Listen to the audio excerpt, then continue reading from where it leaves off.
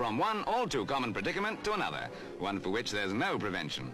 As long as boys are made the way they are, things like railings and goldfish bowls will remain an irresistible attraction. And when this happens, and it's always happening, it's a job for specialists, the fire brigade. These days, the only jack of all trades who is master of them all is the fireman. For putting out fires is only part of his job. He's equipped to tackle practically any emergency, whether dramatic or slightly humorous like this.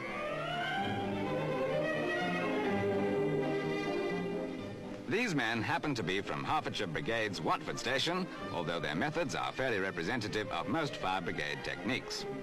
This ingenious bit of equipment, the latest high-speed method of freeing youngsters' heads from railings, is just part of the odd gear carried by a new emergency tender, which has everything but the kitchen sink.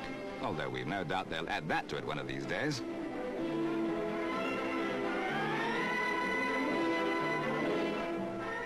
For young rascals like this, all's well that ends well.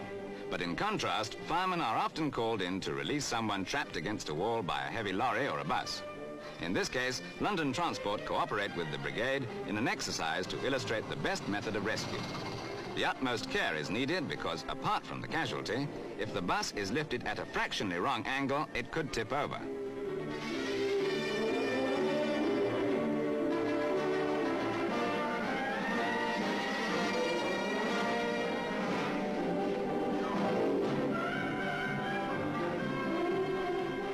With the heavy lifting gear carried by the tender, weights of 12 tons or so present no problem at all.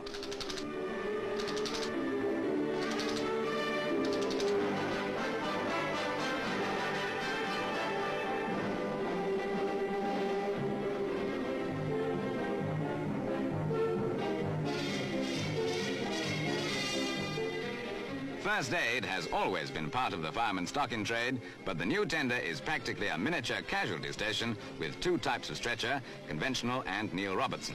However, in a lighter vein, take a look at this handyman's dream, the mobile workshop.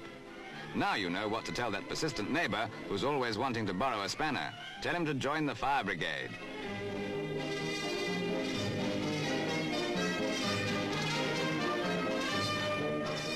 When an obstruction can't be levered away, cutting gear, such as portable oxyacetylene burners, electric drills and even hacksaws are brought into play.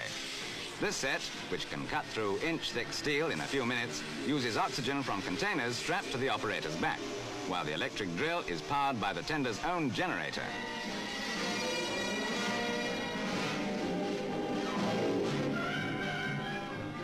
As we said before, everything but the kitchen sink. You never know when something outlandish might come in handy. Much depends on the ingenuity of the individual brigade, but certain apparatus, of course, such as the resuscitation sets, are essential.